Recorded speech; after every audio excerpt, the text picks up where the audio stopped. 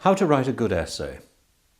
It's a bewitching question, and it's one I'm going to answer in approximately 2 minutes, and then we'll go on to something else which is dependent on that, which is how to use a good quotation. An essay is about a presentation of not only your ideas, but also the ideas that you've acquired which prove that you understand the subject. When we're thinking about the essay, we're particularly thinking about these brief essays which we write in examinations, which are going to last, 3/4 of an hour. But the same principles will also work by extension, simply by expanding what here we're going to refer to as paragraphs. So an essay is made up of a series of units, let's say 5 units. We're going to write them down, 1, 2, 3, 4, 5, and we might call these paragraphs. Unit 1 would be the introduction, and Unit 5 would be the conclusion. Units 2 and 3, paragraphs 2 and 3 are those paragraphs where you are going to demonstrate to the reader that you know what you're talking about. These paragraphs need to establish that everything is balanced. So, for example, in an argumentative essay, maybe paragraph 2 would be the reasons for the proposition, and paragraph 3 would be the reasons against the proposition.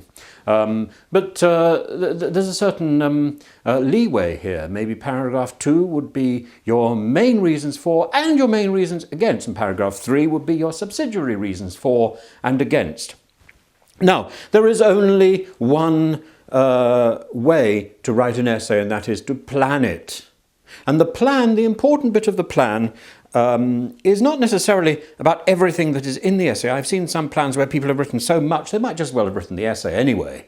The plan is about what you don't say, about what you're not going to say at the beginning.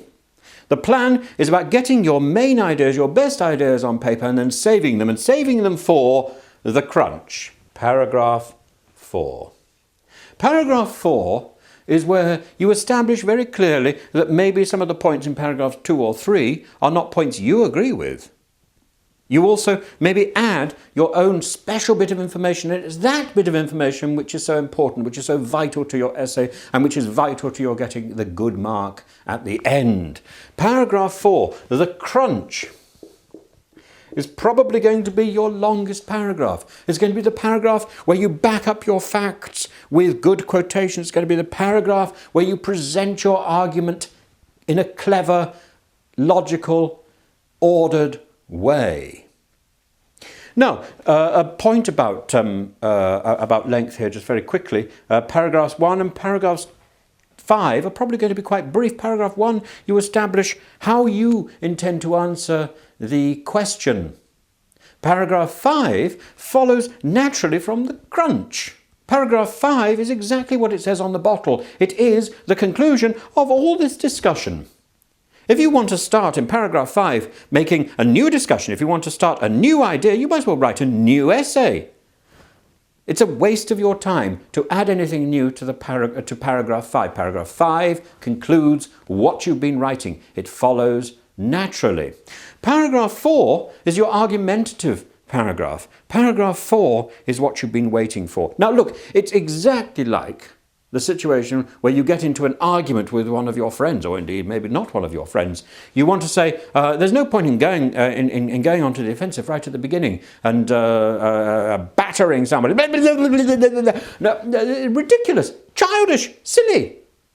You listen very politely to what somebody else has got to say. Oh yes, I understand. And you reason with them how clever your points are, how wise is your position. But paragraph 4, 1, 2, 3 reasons why your position is wrong, and bang! You've flawed them, you've destroyed them, you've established your own point of view very calmly and very brilliantly by conceding that they also had a point of view too, but that it was wrong. Now, as an addition to this talk, here we've got our 5-paragraph system for the essay. We've also got to consider how we defend and how we back up points, and we do this with the quotation. Now, the quotation is something which has been routinely misused in the past. Today, we are told that we must not plagiarize. This would have been a nonsensical concept to a first century Greek or a first century Roman. They routinely adopted somebody else's name to give credibility to their writings. This is something that we're not allowed to do. We're also supposed to attribute our quotations. We're supposed to tell people where we got them from. Now, that's the legal business out of the way. What you've got to do is to use a quotation in a clever way. Now, imagine you've got 6 brilliant quotations. You've got 35 or 40 minutes in which to write your essay. You're probably not going to have time to use all 6 of those quotations. You have to choose very carefully, because a quotation, by definition, requires 3 sentences. A sentence to establish the quotation, to use the quotation, to quote, and then to explain the quotation. It's like taking a jewel from a ring, looking at a ring. And you look at the ring and you think, oh gosh, what a wonderful ring, how bright and glistening it is, how sparkly it is. And then you take the jewel out of the ring, if you're a jeweler, and you look at that again, and you can turn it round and you can see it by many different facets. Well, in your essay, you're only interested in 1 or 2 facets. You're not interested in the whole thing. So you have to apply your quotation. You have to apply that jewel, put it back into its setting in the ring. If you get your quotation right, you're going to win with your essay. You can't use every quotation that you've got in your head. Now, not only can you use quotations, of course, you might be able to refer to characters or events without necessarily explicitly quoting. This is useful too. But the art of the quotation requires these 3 points.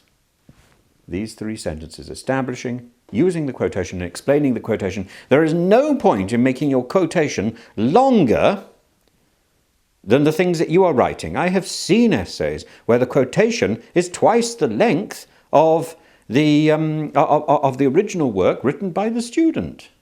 This is absurd. Your quotation should be brief and ad rem, to the point. If you follow these steps, you will write a brilliant essay. There is no question.